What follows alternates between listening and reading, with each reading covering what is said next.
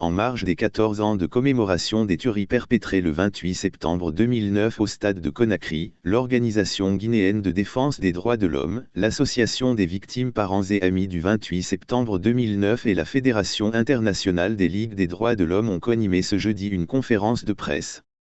Face aux journalistes, elles ont exposé la situation des victimes, 14 ans après les faits.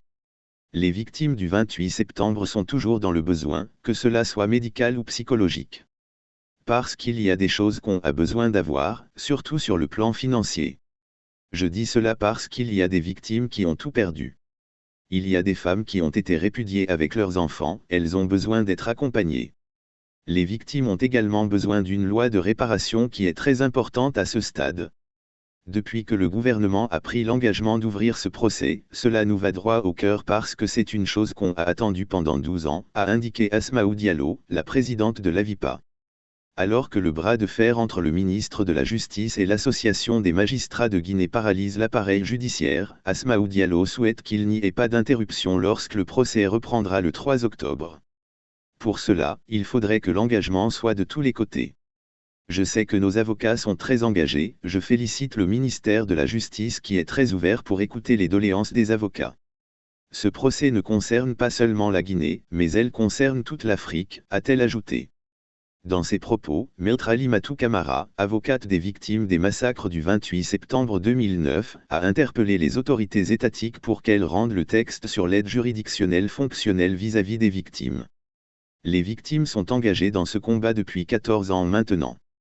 Et aujourd'hui, il est quand même utile de rappeler que tout ceci n'aurait pas été possible sans le travail acharné d'un certain nombre d'acteurs.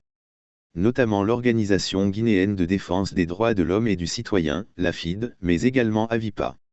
Je pense qu'il est nécessaire que nous continuions à mener ce combat de la même manière que nous l'avons mené depuis près d'un an pour aboutir à la manifestation de la vérité. Et cela n'est possible que lorsque toutes les conditions sont réunies pour que nous puissions continuer à respecter les standards internationaux du procès juste et équitable. Il est vraiment important d'interpeller nos autorités étatiques pour rendre le texte sur l'aide juridictionnelle fonctionnelle vis-à-vis des victimes. On a la chance aujourd'hui d'avoir un tribunal juridictionnel impartial qui fait un travail remarquable, a-t-elle dit. Maître Alimatou espère qu'il y aura une décision de justice d'ici le 28 septembre 2024, soit avant la commémoration du 15e anniversaire du massacre.